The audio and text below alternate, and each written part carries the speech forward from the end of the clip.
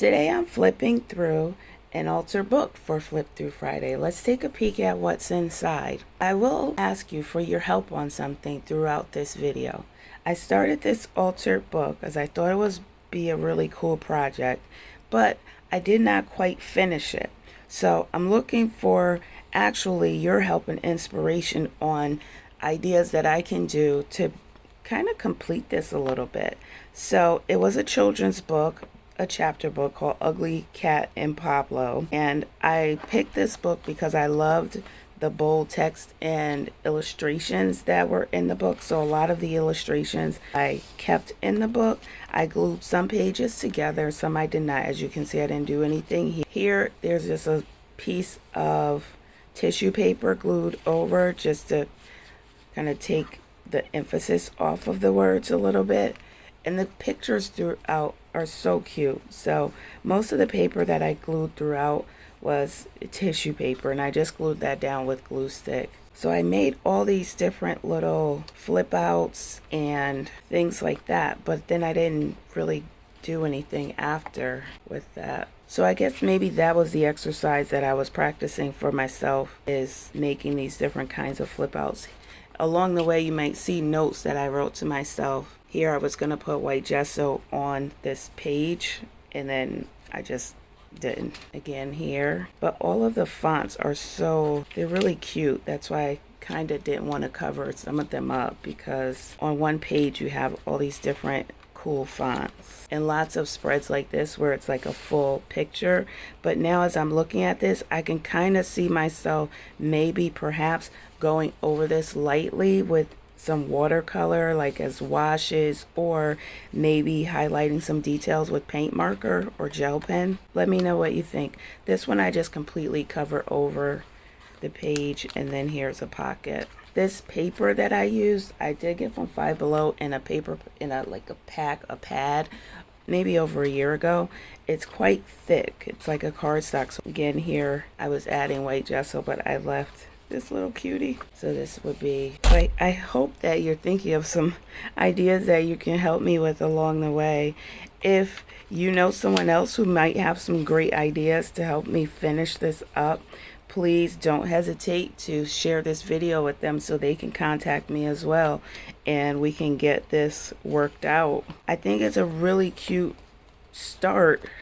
I just don't know what to do to finish it. Like that, only that one idea came to me as I was flipping through about the watercolor here. This was my first time actually, I think, trying to ink around the edges. And then this is a double little tuck spot here. This book, I was okay with doing this too, because I teach second grade now, and I had this book for many years when I was still teaching the older kids, and a lot of the themes and stuff in this book I wouldn't want my second graders seeing. Like even something like this, it's just an illustration, it's simple, but she's throwing a tantrum, and you can show your big emotions and things like that. Like kids are definitely free to do that, but there's like a lot of just context in this book that it really isn't for little kids. So even though I have kids who could probably read the book, I wouldn't want them to be engaged with this kind of text. So here's something that I did down here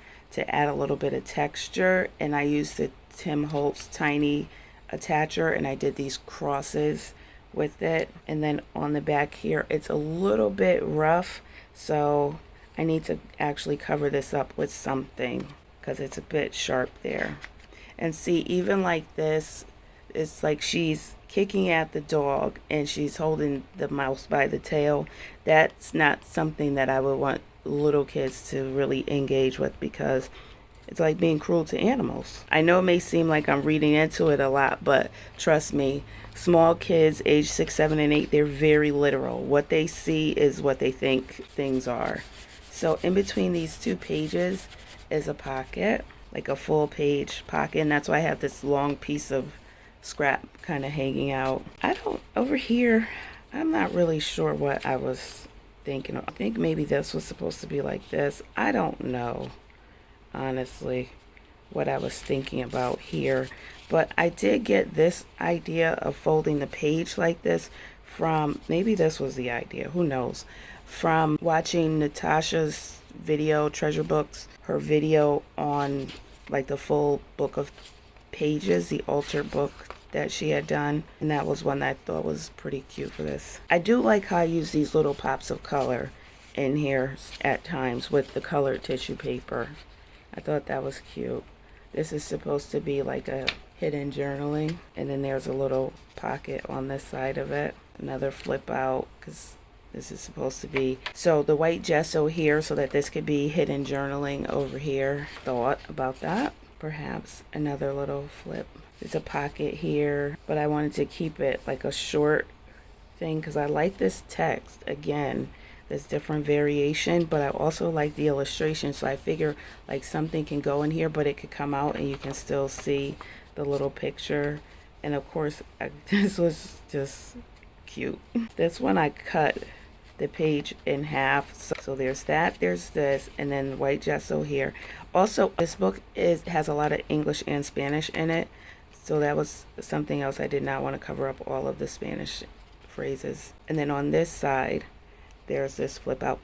And I just attached some of these with clear transparent tape because I wanted to just try it out and see and not make it complicated. And this paper clip, I believe my mom twisted that for me. So here's this pocket page, and I wanted this picture, but I also wanted to keep that. So I thought that was cute, doing it that way. If you haven't done so already, please give this video a thumbs up so it can reach more people, more beginning journalers, more beginning artists who may be looking for some inspiration, or maybe they're stuck on something just like me and they need a friend to kind of bounce ideas off of. On those pages, as you can see, I didn't do anything because there was something like I wanted to keep these pages, but I couldn't really decide, so I just left it. And then the glossary I wanted to keep, and then there's a recipe at the back. I wanted to keep that, so I didn't do anything on those pages, but I glued this page to the back of this page. It was the about the author page, and then I added in this just with tape as kind of like a pull out to put pictures or whatever on, and that's the end of it. So let me know what you think. Let me know what some ideas are that you could help me with to get this finished, or honestly, if you want it and you want to finish it yourself, just reach out to me. I'll send it to you. I don't mind. I have so many projects that need to come to fruition here. So I've loved spending time with you on this Flip Through Friday, and I'll see you again next week for another edition. Thank you.